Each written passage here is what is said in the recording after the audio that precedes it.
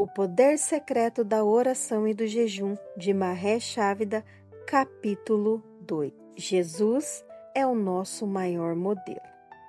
Jesus mudou radicalmente a vida dos seus discípulos no dia em que lhes apareceu rapidamente após sua ressurreição, quando ele se amontoava amedrontados atrás de portas trancadas. Ele disse: assim como o Pai me enviou, eu os envio. João 20:21. Gostaríamos que essa passagem fosse apenas uma gostosa leitura em vez de ser o que ela realmente é, um chamado eterno para segui-lo neste mundo com as boas novas. Assim como o Pai me enviou, eu os envio. João 20:21. Essa é a palavra de Deus a todo discípulo que ouve sua voz. Você é seu discípulo. Quer ser o seu discípulo? Quer ser seu discípulo? Então diga comigo, aí onde você está. Como o Pai enviou Jesus, Jesus está me enviando. Jesus é o nosso maior modelo na vida, na fé e no ministério. De acordo com ele, você e eu somos chamados e ungidos a seguir suas pegadas como enviados ao mundo. Às vezes fico irritado de certa forma com pessoas que não têm uma visão completa do amor de Deus pelos perdidos. Você não precisa ser Deus para ler a palavra de Deus e capturar no mínimo um sinal da grandeza do seu amor pela humanidade decaída. Quando falamos a respeito de alcançar as nações e salvar centenas de milhões de almas em nome de Jesus, eles dizem: você tem mania de grandeza, você não está sendo razoável. Entretanto, essa é a vontade de Deus. Quem poderia imaginar, na época em que a palavra foi escrita, que a transmissão televisiva alcançaria 800 milhões de lares por semana com a mensagem salvadora de Jesus Cristo e com a evidência do poder do Espírito Santo? Isso é apenas o começo.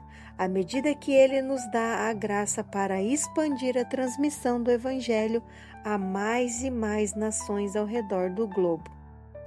Tenho certeza que teria soado mais grandioso se Jesus estivesse dito aos discípulos, escondido naquela sala trancada: vocês transformarão o mundo e reformarão a história, até mesmo a história do Império Romano e de outras nações gentílicas das quais nunca ouviram falar.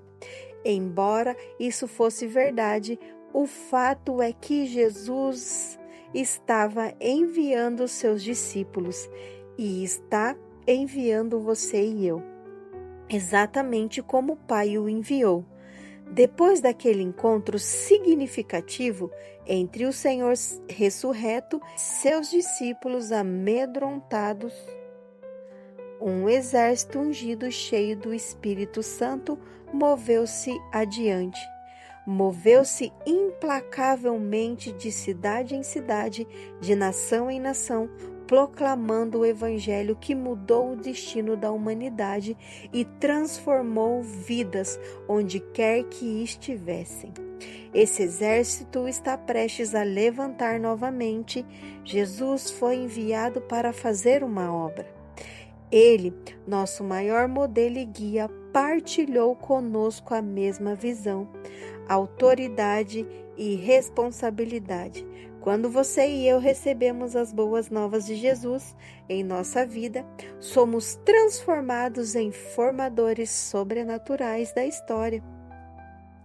Podemos mudar o destino das nossas igrejas, cidades, nações e até mesmo de outras nações ao redor do mundo por meio da nossa obediência à visão que Jesus teve.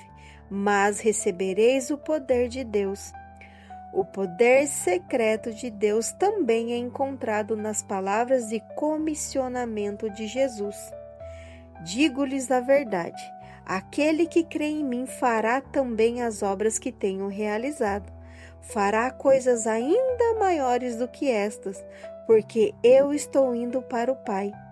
E eu farei o que vocês pedirem em meu nome, para que o Pai seja glorificado no Filho. João 14, 12, 13. Jesus não limita essa declaração às pessoas que creram nele. No século I, os judeus ortodoxos, não importa em que século você viva, a única regra para fazer as obras que ele fez é esta: você crê nele? Louva a Deus por Billy Graham, Charles Finney, John Wesley e Martim Lutero, mas eles não são nosso maior modelo de vida e ministério. Essa honra e este nome estão reservados somente para Jesus. E eu sei que estes homens concordariam com o que eu estou dizendo. Se estas páginas não adiantarem para mais nada, gostaria de apontar o maior modelo para a sua vida, seu chamado e seu ministério: Jesus Cristo. Escondido do mundo. Embora Jesus Cristo tivesse investido 3 longos anos de sua vida em treinamento e construção dos discípulos, eles ficaram desanimados quando Jesus deu sua vida na cruz. Enterraram seus líderes e fizeram de tudo para sumir da vista de todos. O problema deles foi não entender o que realmente estava acontecendo na esfera espiritual. Eles nem imaginavam que haviam sido destinados a um papel sobrenatural no estabelecimento da igreja sobrenatural. Seu mestre ainda não terminara de lhe ensinar. Ao cair da tarde, naquele primeiro dia da semana, estando os discípulos reunidos às portas trancadas por medo dos judeus, Jesus entrou, pôs-se no meio dele e disse: paz seja com vocês. João 20, 19. Não deveríamos julgar os discípulos de Jesus tão severamente por se fecharem para o mundo exterior. Estamos no mesmo lugar hoje. A igreja moderna, a maior parte dela, tem se escondido do mundo ferido e falido, seguindo um velho padrão secular de isolamento. Por quê? Creio que porque temos o suficiente da vida de Deus em nós para sobreviver e manter nosso estilo de vida, mas não o suficiente para ousar corajosamente em direção ao mundo como ministros aos aflitos como Jesus. Os primeiros discípulos retomaram seu estilo de vida de sobrevivência depois que Jesus desapareceu, por subestimarem o poder de Deus e a plenitude de seu plano. Pensaram eles: mataram nosso mestre, eles também nos mataram, porque tinha uma perspectiva errada de quem Jesus era.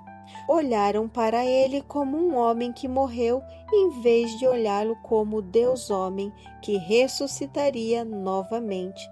Então, naturalmente, não conseguiram compreender quem eram ou qual o seu destino em Cristo.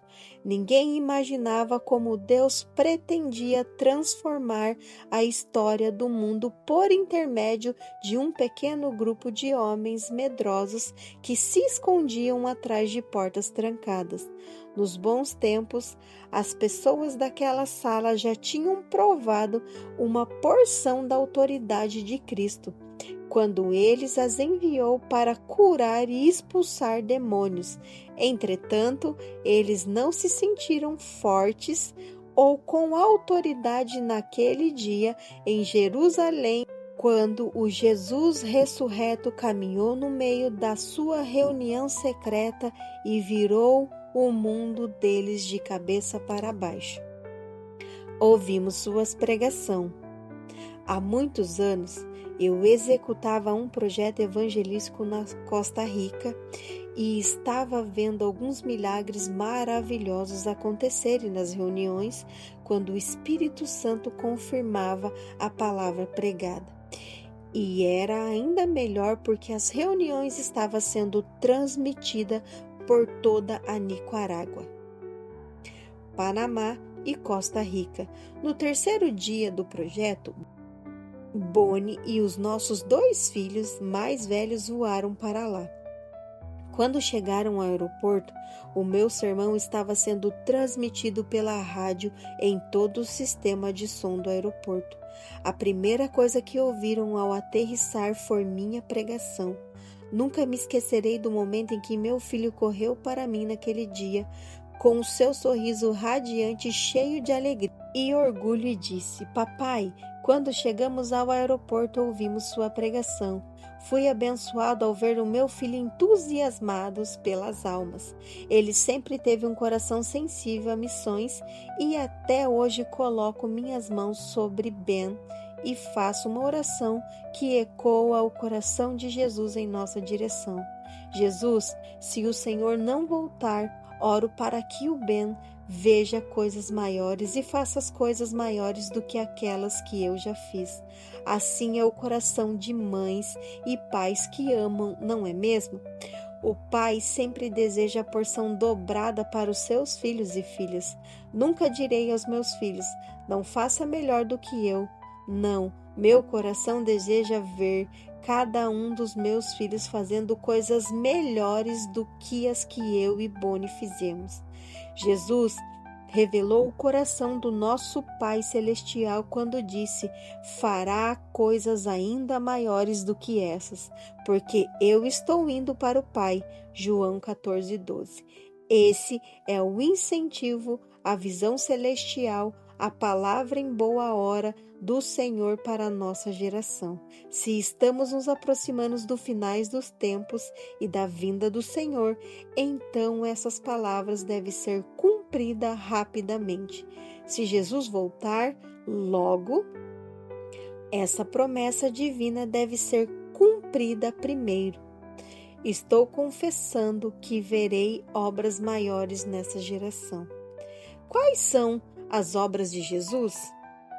Já que Jesus é o nosso maior modelo, já que recebemos uma ordem para fazer as mesmas obras que ele e até mesmo excedê-las, precisamos olhar para essas obras para aprender o que nos está reservado no futuro. O 4º capítulo do Evangelho de Lucas revela a primeira obra de Jesus. Ele é cheio da unção do Espírito Santo. Jesus, cheio do Espírito Santo, voltou ao Jordão e foi levado pelo Espírito Santo ao deserto, onde durante 40 dias foi tentado pelo diabo. Não comeu nada durante esses dias e ao fim dele teve fome. Lucas 4:1-2. A Bíblia diz que Jesus estava com fome, mas não diz nada sobre sede. Em outras palavras, Jesus jejuou 40 dias, bebendo somente água. É importante que você note uma frase em particular registrado na Bíblia: cheio do Espírito Santo. Jesus estava cheio do Espírito Santo antes de ser levado ao deserto pelo Espírito. Além disso, ele jejuou 40 dias sendo tentado. Finalmente, ele concluiu sua temporada no deserto com uma confrontação com o diabo que está registrada em Lucas capítulo 4 e em outras passagens. Satanás tentou Jesus com 3 grandes tentações que sempre usou com os homens. Primeiro, ele questionou a identidade do Senhor como Filho de Deus e o tentou a usar seu poder para propósito egoísta ao querer que ele transformasse pedra em pão para satisfazer a sua fome. Depois, o diabo tentou o Senhor para apossar da autoridade e glória de todos os reinos da terra ou tomar um atalho demoníaco para o topo, se ele o adorasse. Finalmente, o diabo questionou novamente a identidade do Senhor e usou a citação da Escritura fora de contexto para instigá-lo a lançar sua vida abaixo e confiar nos anjos para o salvar. Novamente, com propósitos egoístas de provar algo, Jesus sempre derrotou o tentador usando a palavra de Deus, dizendo: "Está escrito". Essas 3 menções novamente vieram à tona durante os 3 anos de ministério de Jesus entre os homens. Ele foi desafiado a convocar anjos salvadores quando estava na cruz para provar quem era. Um ato que teria abortado sua missão de redenção também foi tentado pela multidão para apoderar-se do trono e transformar-se no salvador político de Israel e em vez de ser o redentor espiritual. Finalmente, o desafio simulado de Jesus para convocar anjos quando estavam na cruz também foi uma repetição da terceira tentação de Satanás de lançar abaixo da vida de Jesus e confiar que os anjos o salvariam. Jesus desejava sacrificar sua vida, mas não por si mesmo. Ele recusou ser salvo da morte, pretendia consumi-la e destruí-la para sempre, em obediência perfeita à vontade do Pai. O segredo do seu poder. Como Jesus pôde fazer tais coisas e realizar os milagres incríveis que vemos nos 4 evangelhos? O segredo de seu poder está em Lucas 4,14. Jesus voltou para a Galileia no poder do Espírito e por toda aquela região se espalhou a sua fama. Observe atentamente a diferença dos versos 1 e 14 de Lucas, capítulo 4. Antes da tentação no deserto, a Bíblia diz que Jesus estava cheio do Espírito. Essa é uma coisa boa, mas atente para o verso 14. No final da tentação no deserto e de 40 dias de jejum, Jesus havia derrotado Satanás completamente e saiu dessa experiência no poder do Espírito. Ele foi levado pelo Espírito Santo para o deserto para ser testado.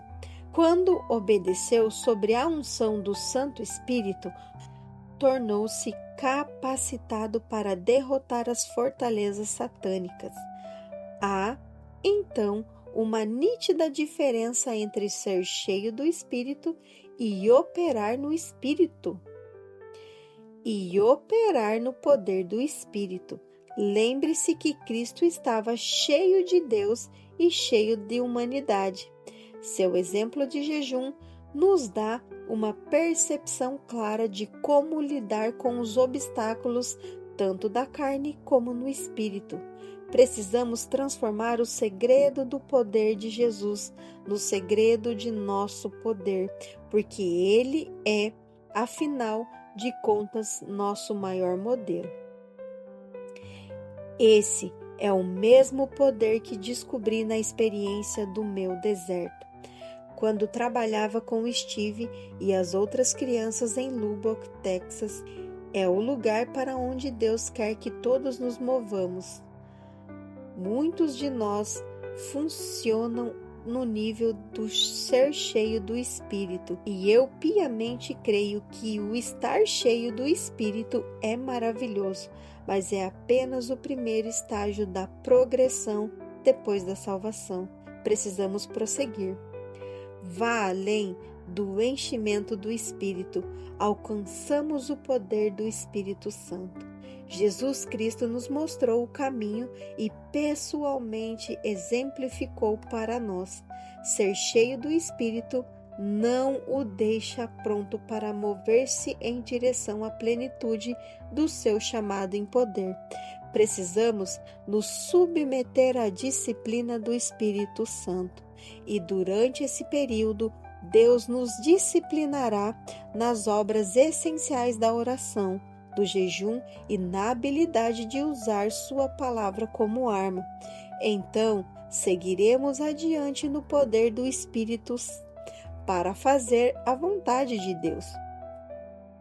Há séculos temos nos especializados na palavra de Deus e aprendido algumas coisas pelo caminho. Hoje estamos apenas começando a dar passos em direção à obediência no que tange à disciplina da oração. O jejum, porém, continua sendo um ministério que raramente é praticado na igreja moderna. É nele que encontramos a chave principal de ir além do enchimento do Espírito para atingir o poder do Espírito. Jesus completou esse processo em apenas 40 dias, mas é provável que eu e você demoremos muito mais tempo. O ponto importante é começar. Os discípulos ficaram 3 anos com Jesus e durante esse tempo foram discipulados sobre a unção de Jesus Cristo. Mas foi apenas depois do deserto, da crucificação e do tempo de jejum e oração na sala da ceia que eles foram pressionados a receberem tanto o enchimento do Espírito Santo quanto o dunamis ou poder do Espírito. Para corajosamente proclamar o Evangelho em face da oposição. Quero que você perceba que o jejum ajuda a liberar o poder do Espírito em nossa vida. Ele necessariamente não ajuda a ganhar mais graça diante de Deus, mas facilita o fluir mais livre do Espírito por seu intermédio, dissolvendo e removendo todo o lixo de sua vida. Se você se entregar ao Senhor com uma vida comprometida de oração e jejum, sua unção dele começará a fluir por seu intermédio em forma de um poder cada vez maior. Essas são as primeiras obras que somos chamados a fazer se quisermos realizar as obras de Jesus. O início ou as primeiras obras de Jesus antes de ele entrar no ministério no poder do Espírito foi o jejum e a batalha espiritual em oração e na palavra. Não acredito em acaso no reino. Não é por acaso que você está lendo esse livro. Creio que você foi trazido até este ponto pelo Espírito Santo porque você é uma das pessoas que escolheu para servi-lo no seu exército do final dos tempos. Você foi chamado e ungido para fazer as obras de Jesus Cristo e ainda fazer obras maiores. Você não tem de fazer jejum longos demais de forma dramática para obter os benefícios do jejum e da batalha espiritual. O ponto principal não é a extensão do jejum, mas sua submissão à sua liderança. Percebi que Deus sempre levanta determinados homens e mulheres para experimentar certas verdades ao extremos, para que possa falar e ministrar a outros com autoridade comprovada. Foi isso o que aconteceu comigo. Deus me libertou para ministrar com autoridade a respeito do jejum e oração, mas somente depois de ter passado silenciosamente por muitos e longos jejum durante 2 décadas e com certo custo para mim e para minha família. Deus não está interessado em ensinar teoria, mas sim em comunicar verdades espirituais fundamentadas em uma experiência pessoal sólida em uma aplicação da sua palavra. Deus nos dá pessoas como exemplo para nos estimular a pressioná-lo em determinadas áreas de importância do seu plano e propósito para a nossa vida. Ele deseja que você esteja à altura do propósito estabelecido para a sua vida. A diferença entre unção do Espírito e poder do Espírito é muito bem ilustrada no acontecimento descrito no capítulo 17 do Evangelho de Mateus, depois da transfiguração de Jesus no monte. Quando chegaram onde estava a multidão, um homem aproximou-se de Jesus, ajoelhou-se diante dele e disse: Senhor, tem misericórdia do meu filho. Ele tem ataques e está sofrendo muito. Muitas vezes cai no fogo ou na água. E eu o trouxe até os seus discípulos, mas eles não puderam curá-lo. Respondeu Jesus: Ó geração incrédula e perversa, até quando estarei com vocês? Até quando terei que suportá-los? Traga-me o menino. Jesus repreendeu o demônio. Este saiu do menino, que daquele momento em diante ficou curado. Então, os discípulos aproximaram-se de Jesus em particular e perguntaram: Por que não conseguimos expulsá-los? Ele respondeu: Porque a fé que vocês têm é pequena. E eu lhes asseguro que se vocês tiverem fé do tamanho de um grão de mostarda, poderão dizer a este monte: vai daqui para lá, e ele irá. Nada lhe será impossível. Mas essa espécie só sai pela oração e pelo jejum. Mateus 17, 14 e 21. Jesus foi severo com seus discípulos, porque já lhes tinha dado sua autoridade ou unção, quando os delegou embaixadores de seu reino. Em Mateus capítulo 10, ele disse: Cure os enfermos, ressuscitem os mortos, purifiquem os leprosos, expulse os demônios. Vocês receberam de graça, deem também de graça. Mateus 10, 8. Os discípulos tiveram sucesso durante uma longa jornada ministerial, mas de repente fracassaram em Mateus 17, quando depararam-se com um espírito maligno que se recusava a submeter-se à autoridade deles.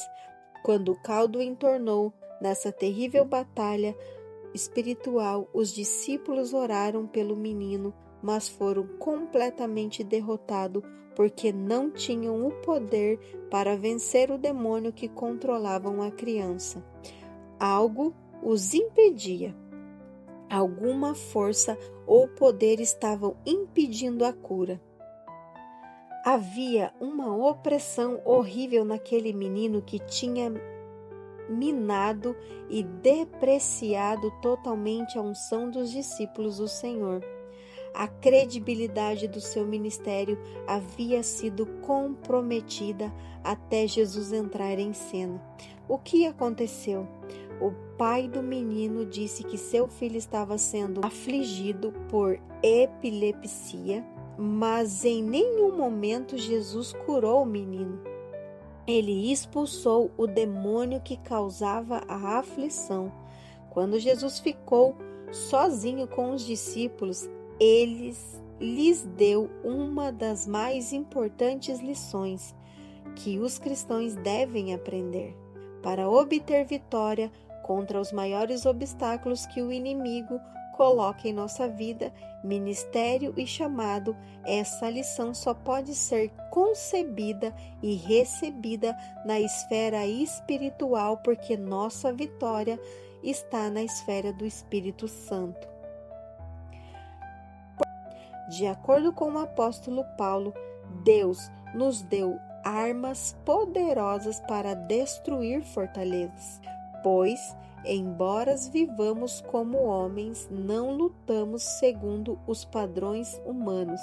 As armas com as quais lutamos não são humanas, ao contrário, são poderosas em Deus para destruir fortalezas.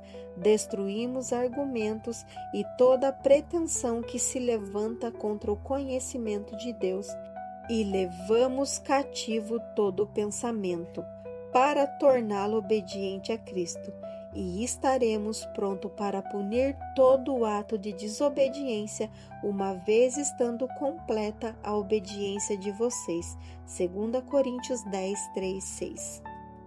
A passagem de Mateus 17, 14 e 21, fala de um exemplo específico em que a manifestação visível da epilepsia, assim denominada pelo pai do menino, havia sido causada pela presença de um espírito maligno. Havia sido causada pela presença de um espírito maligno. Nem todos os casos de epilepsias são causadas pela presença do espírito maligno, mas há alguns casos assim. É necessário discernimento do espírito para saber quando orar pela cura da epilepsia, causada por um dano físico ou anormalidade na mente ou no sistema nervoso, e quando expulsar a força demoníaca que provoca tal ataque convulsivo.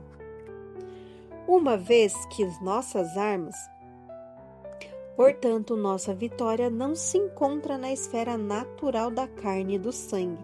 Nosso inimigo, o maligno, tentará com frequência a nos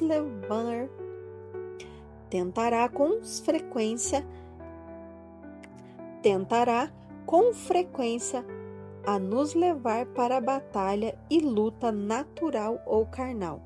A maneira mais eficiente para você e eu colocarmos nossa carne no seu devido lugar é andar no Espírito e por meio do jejum e da oração.